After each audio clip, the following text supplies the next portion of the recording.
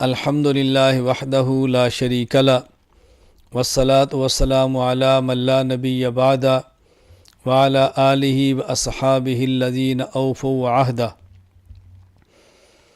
الحمدللہ دارالعلوم دیوبند سے وابستہ افراد اور بالخصوص دارالعلوم دیوبند کے تربیت یافتہ افراد، خصوصاً دارالعلوم دیوبند کے پہلے صدر مدرس شیخ الہند مولانا محمود حسن دیوبندی نور اللہ مرقدہ کے تلامذہ، شاگرد اور تیار کردہ افراد نے علمی، اصلاحی، دعوتی خدمات وہ سر انجام دی ہیں کہ ایک زمانہ گزر گیا اور انشاءاللہ قیامت تک ان خدمات کو یاد رکھا جائے گا۔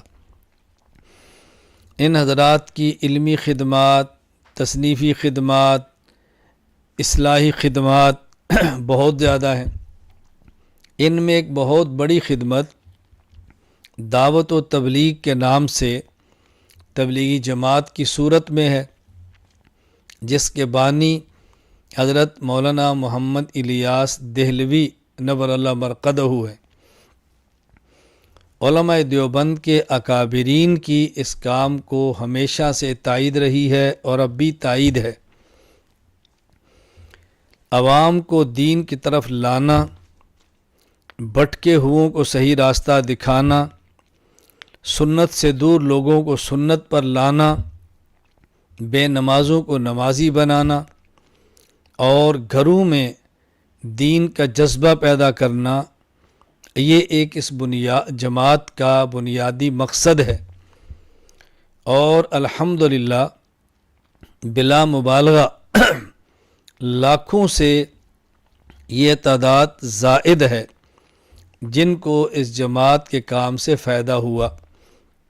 کتنے لوگ دین کے عالم بنے ہیں، کتنے لوگ قرآن کے قاری بنے ہیں، قرآن کے حافظ بنے ہیں، داعی اور مبلغ بنے ہیں، دنیا کے کونے کونے میں مدارس کو وجود ملا ہے، لوگوں کی زندگیاں بدلی ہیں۔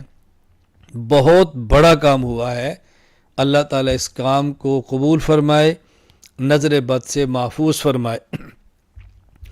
کسی بھی جماعت کے بعض جزئی افکار سے اختلاف الگ بات ہے، کسی بھی جماعت کے طریقہ کار سے کسی قدر اختلاف الگ بات ہے، لیکن مجموعی طور پر ان پر رد کرنا یہ الگ بات ہے۔ ابھی تبلیغی جماعت پر ایک اعتراض لگایا گیا ہے کہ ان کے عقائد درست نہیں۔ تبلیغی جماعت کے عقائد بحمد اللہ تعالی درست ہیں اور شریعت مطہرہ کے مطابق ہیں، شرک سے بری ہیں، کفر سے پاک ہیں، بدعات سے اجتناب ہے۔ الزام لگایا گیا کہ تبلیغی جماعت کا دہشت گردی سے تعلق ہے۔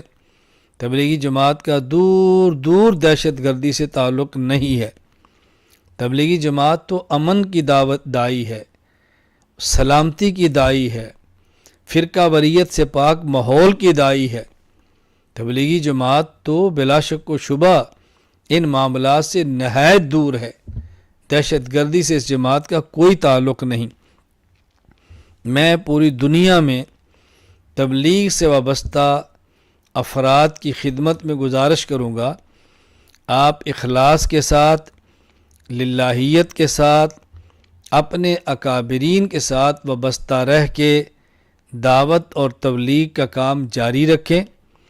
مخالفانہ پروپیگنڈے سے آپ پریشان نہ ہوں اور ایسی فضا میں قطعاً سلامتی کا راستہ نہ چھوڑیں، بلکہ اپنے اعمال کو، اپنے معمولات کو جاری اور ساری رکھیں۔ میں گزارش کروں گا علماء کرام سے، اگر تبلیغی جماعت کے کسی فرد میں کوتاہی اور غلطی دیکھیں اس کی اصلاح فرمائیں، اس فرد کو تنبیہ کریں، آپ اس کو سمجھائیں، لیکن کلی طور پر جماعت کے کام سے لا تعلقی نہ کریں، کلی طور پر جماعت کے کام کو مسترد نہ کریں۔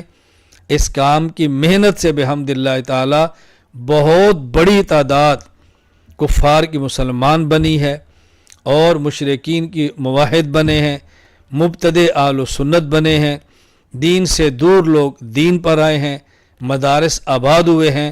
اللہ تعالی ہمیں اس کام کی قدر کرنے کی توفیق عطا فرمائے، اللہ تعالی نظر بد سے محفوظ فرمائے۔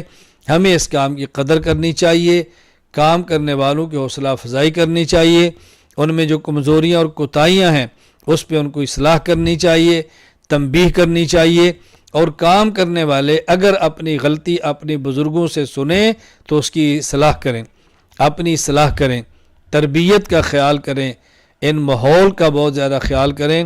میں تبلیغی جماعت کے احباب سے بھی گزارش کروں گا کہ دارالعلوم دیوبند مرکز ہے، اس سے وابستہ رہیں، ان کی ہدایات پر عمل کریں۔ اگر وہ کوئی بات آپ کو اصلاح کے لیے سمجھائیں اس پہ غور فرمائیں۔ ہمارے بڑے ہیں، ہمیں بڑوں کے ساتھ رہ کر دین کا کام کرنا ہے۔